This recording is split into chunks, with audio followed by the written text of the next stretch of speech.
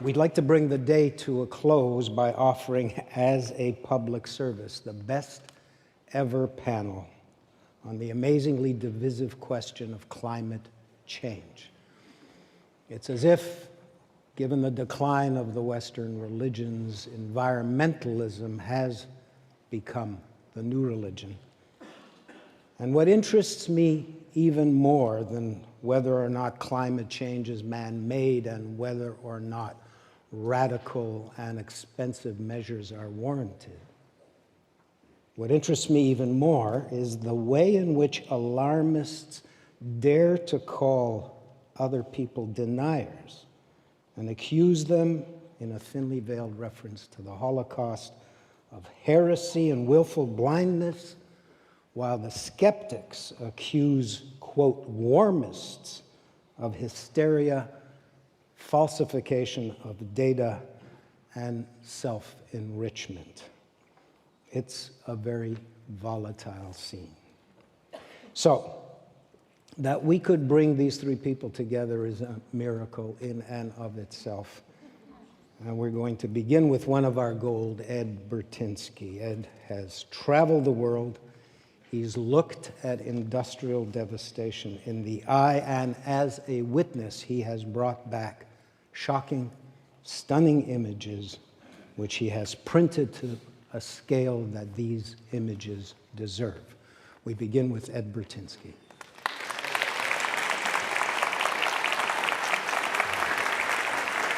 Hi, Moses. Great to be back at Idea City. Moses, I think it was 10 years ago that I was on stage, and it was a great moment because in the audience, Chris Anderson was there, and he's the owner of TED, and got me invited to the next TED conference as a TED Prize winner. So that was directly as a result of Idea City and being on stage here. So thank you. So I'm going to take you through a bit of a tour. I can't show you a big arc of my work. I have to really kind of focus in the 15 minutes because I want to show 5 minutes of film on the latest project that I've done on water. And I've done a variety of different projects, but I started doing landscape, just a pure landscape image. And in doing that, I fell in love with composition, light, texture, and the complexity of nature. So that was really where I began. And it was like, you know, practicing my scales as a musician, but I was doing it with my eye and moving through space and finding kind of order within chaos. And that was a lesson I feel I learned early in my career, and the love of being out in nature. We have, just north of the 49th parallel, some of the most beautiful, pristine land, the reference point to what the planet intended for its surface before we change it. But then I realized back in around 1980 that just doing that landscape wasn't, I felt, enough. I needed to do something else. I needed to begin to show how we as humans are reshaping the landscape. And something's happened in my life, and I needed to kind of find a way photographically to get to that point. And so when I was born back in 55, there were about 2.5 billion people. We're now pushing to the 7.5 envelope. So that's 5 billion people. That's almost a billion per decade, or 100 million per year. So it's taken all of time to get us to that point. So we're tripling in my own lifetime. So something is happening with our species. Often it's called, we're a rogue species on the planet. We're just literally taking over. But we've always taken from nature. That's not new.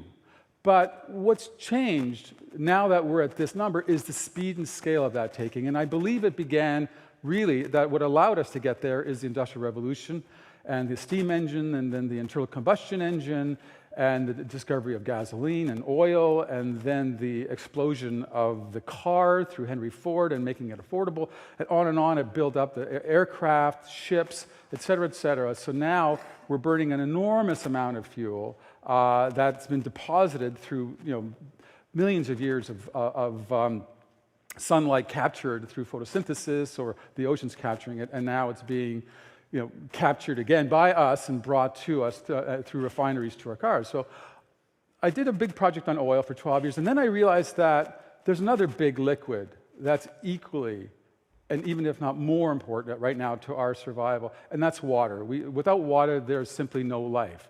And in the oil project, it was quite easy to kind of figure out, okay, refineries, oil fields, and all that. But with the water project, it was so ubiquitous, I had to really sit down and think, how do I begin to capture something as vast, as important as water? Well, one of the first things I did is when the BP oil spill happened, I immediately said, here's two big themes I've been working on for a long time, water and oil. And they're brought together in this unholy union as 60,000 barrels per day is pouring into the Gulf of Mexico. So I went there to show it, and to me it was like a metaphor for the Frankenstein story, where Mary Shelley writes a story about how science develops a new life and all of a sudden escapes the lab and then terrorizes the people until they can capture Frankenstein again and bring him to heel. This is similar in that we've extended our technology to a point, they've lost control of it. This is now 5,000 feet, as you know, and then of water, and then 18,000 feet of drilling into rock. So it's 23,000 feet, and then losing control of it, now trying to stop this. And this ship is now drilling the relief well for that unfortunate situation. So again, I went to look at how that shaped it. And then here, again, was distress. So the first thing I started thinking about is, where did we get it wrong, or what are we doing wrong? So this is the Gulf of the Mississippi, where it comes out of the Mississippi River into the Gulf of Mexico.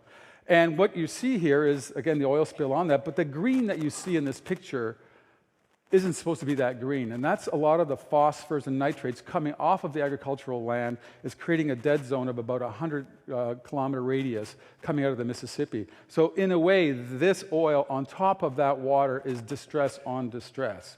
And what I'm trying to show in this is where we do something and we don't fully understand the full consequences of it. Here's another one where maybe it's more conscious. This is where Mulholland redirected the Owens River. And then the whole Owens Lake dried up, creating one of the worst environmental problems where you had dust bowls. So that because it was in a bowl, it would whip up and then pick up all of the heavy metals and drop them on the local towns. So now, in this case, this roadway is Los Angeles paying up to $1 billion to redo the whole lake bed into a sprinkler system to wet it so you don't get those dust storms coming off of it again. The Salton Sea, again, another situation where it was a problem of a farmer who made a temporary dam on the Colorado River. A flash flood happened up the Colorado. The water came rushing down, blew out the dam, and for 4 years, the water rushed out of the Colorado, totally being redirected from the delta into this Salton Basin, creating one of the largest bodies of water. This is around 1905 in California. Water's still being redirected, and it's being used for irrigation in Imperial Valley.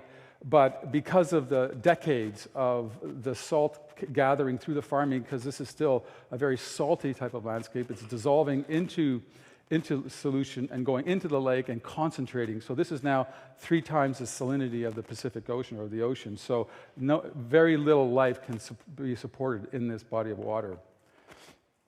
And in the redirecting of all of the water on the Colorado River, for over 40 years now, the Colorado Delta has not seen water. So it's all been used for Vegas and Phoenix, Arizona, and again, Imperial Valley receives a lot of this water as well. But because the Delta hasn't seen any fresh water, because the image I'm showing you here is a desert landscape, and it once was 1,000 square mile delta with fish in there and fowl, and of course, all the life that was being brought forward from this delta is now a vast desert.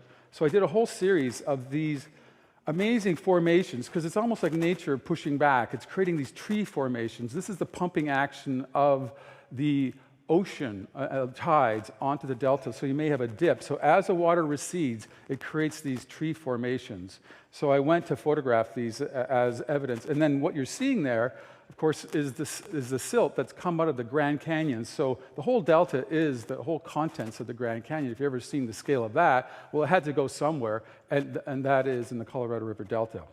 Currently, they've just released 150,000 acre-feet of water, so there's some hope that there's going to be a spring back on the delta. It wouldn't take that much. Scientists say maybe 1% return of water of the 100% that goes down the Colorado would actually bring the delta back in a significant way.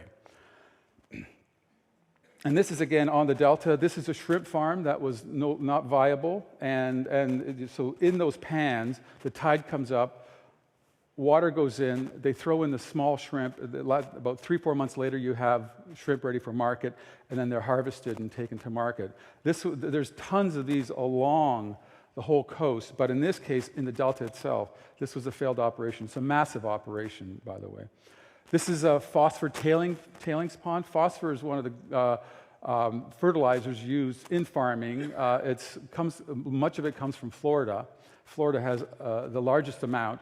And this is showing a tailings pond for this phosphor. And the blue lines you see there are actually from birds foraging and looking for food. Salton City, which is a Salton Lake, as I told you earlier, the salinity started to double, triple, and the whole town got the reports, and they sold lots, and once the reports came out, nobody else bought. So this is kind of like a stillborn town called Salton City. Control. So then I started thinking, how else? Well, this is another thing that we do. We control water. So this is an aqueduct. It's called the All-American Aqueduct. It runs along the Mexican border and is the last take of water. So this takes about 4 million acre-feet. So an acre-foot is, think of an acre and a foot of water. That's how they measure the water, and that's how they discuss water in terms of taking from the Colorado. So this is the All-American Canal, which was just relined. The old one is just to the side of it. You can see it. And then this is the interesting image for me, because you can see on the right, you can see that this is what we're starting with. This is how we're terraforming the planet. It's a desert, water from the Colorado River, and now we have a rich farming community. Is this not working?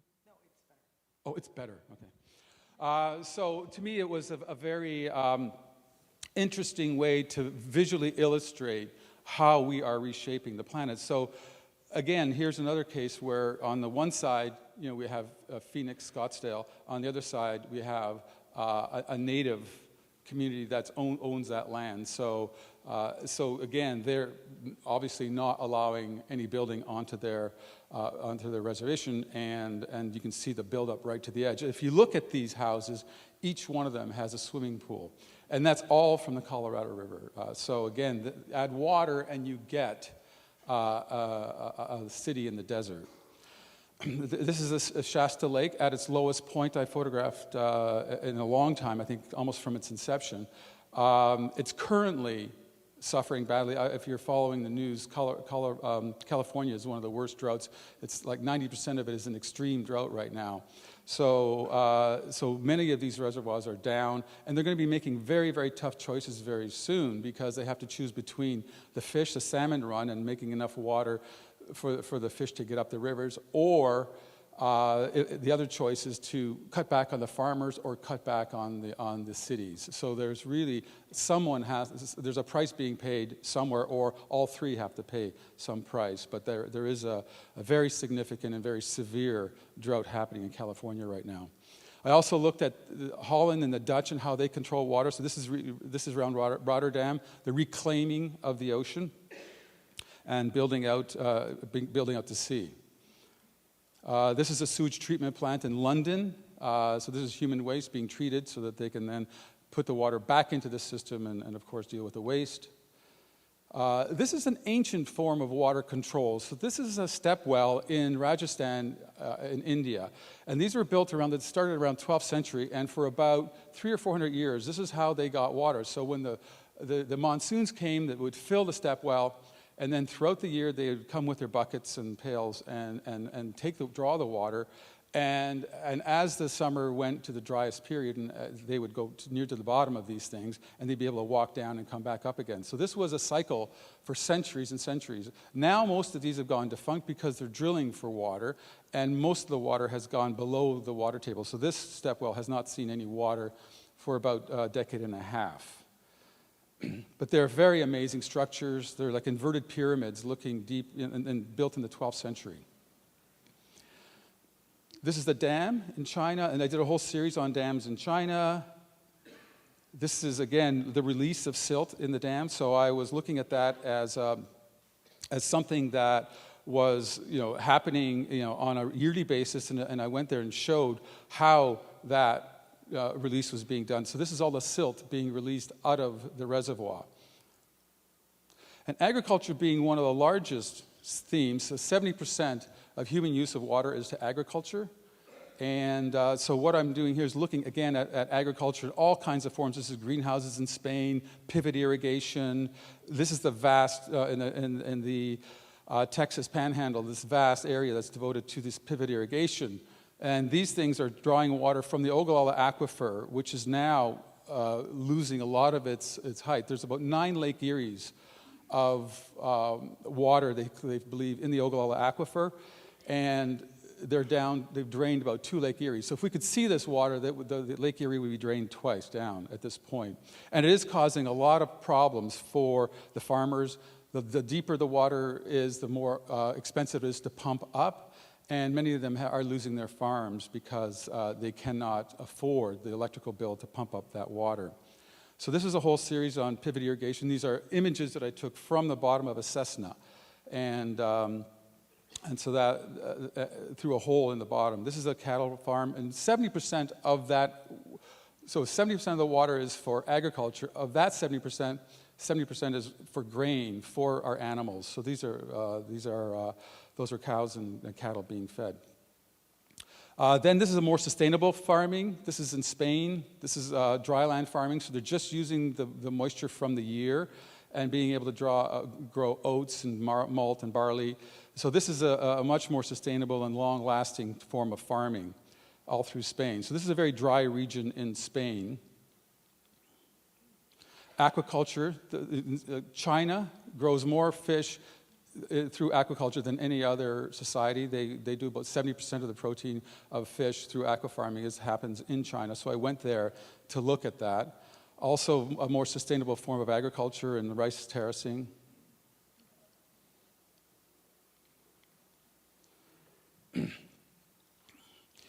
This is Salinas in Spain. So this is, again, a form of fishing, aquaculture, and the creation of salts, sea salts. So this is a transformed area. So in much of my interest is in how we transform landscapes. So this is the idea of waterfront and how we create waterfront. And this is in Florida, some of the homes.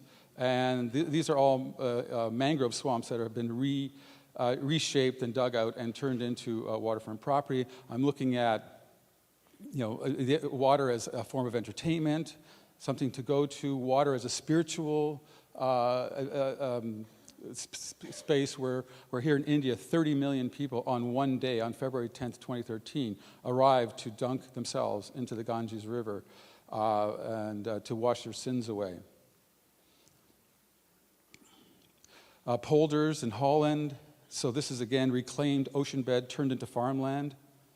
Rotterdam, this is a complete ocean bed turned into industrial site. And, of course, showed a bit of the Great Lakes. This is Georgian Bay, cottage on Georgian Bay, tenaciously hanging onto a rock. And the source of water. So from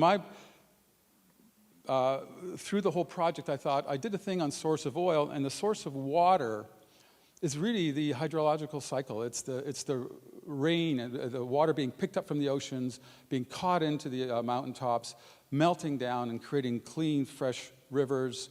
And out of this, these are all the places that I was able to find, or some of the places that you can dip a cup into the water and have a fresh drink of water without worrying about being poisoned or having pollutants within the water. So this was looking at the pure play of water, and again, Iceland and northern BC. Wade Davis was nice enough to put me up at his place while we did this work. I think he's here as well. So thank you, Wade. And that's the last picture. Now, I do have a little bit of video. I don't know if I've run over a bit. Should we let it rip? Okay, so this is a 5-minute video piece. Thank you very much.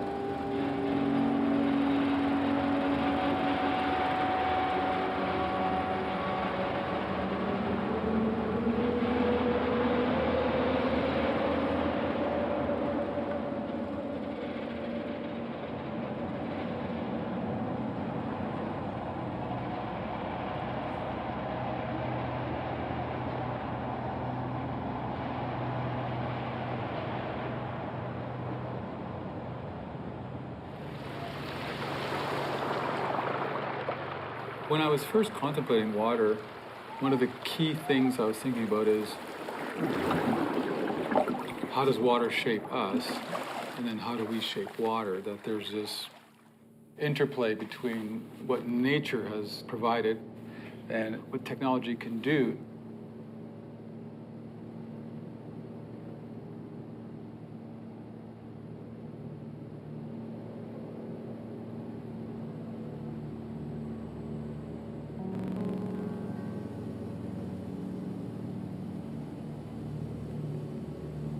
So, Bill, what can you tell me about the Ogallala Aquifer?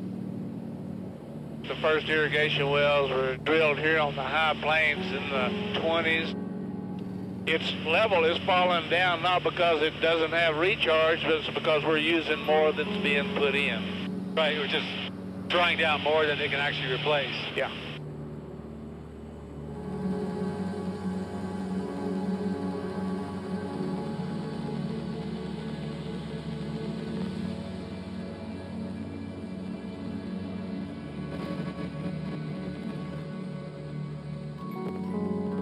Pues antes estaba muy bonito el río, muy antes. Y pues el río Colorado estaba muy lleno, mucha agua, había mucho pescado, mucho bocón, mucha lisa, mucho pescado. Se secó y nos venimos.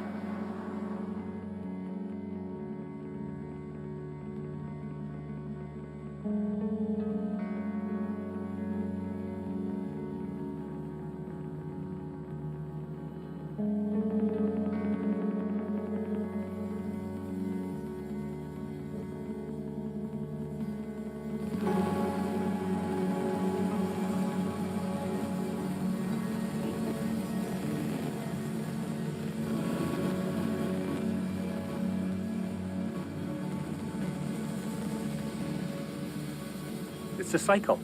It starts in the ocean, leaves the salt behind, travels up here and hit our mountains, and it's the interaction between the sky and the land, and it creates this moisture that goes back down to the sea as it keeps cleansing itself.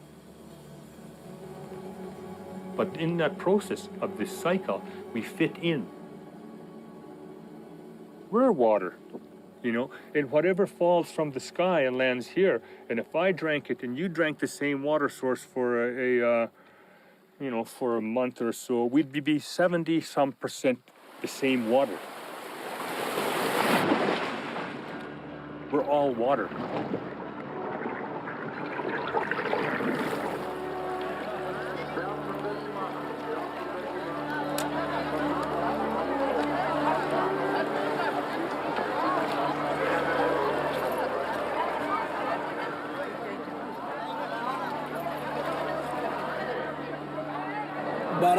बारह साल पूरा कुंभ मैंने कुंभ ये सारे पाप को नष्ट करने के लिए गंगा जी में स्नान करते हैं तो सारे पाप धो जाते हैं.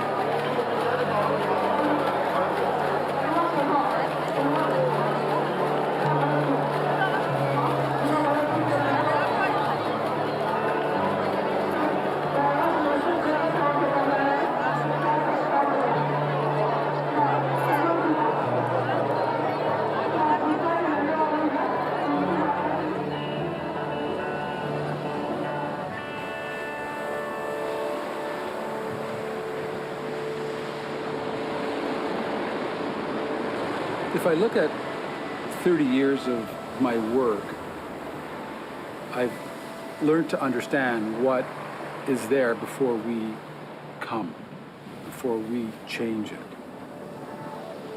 And for me not to have that profound relationship, I couldn't do this work, because this work is lament for that loss.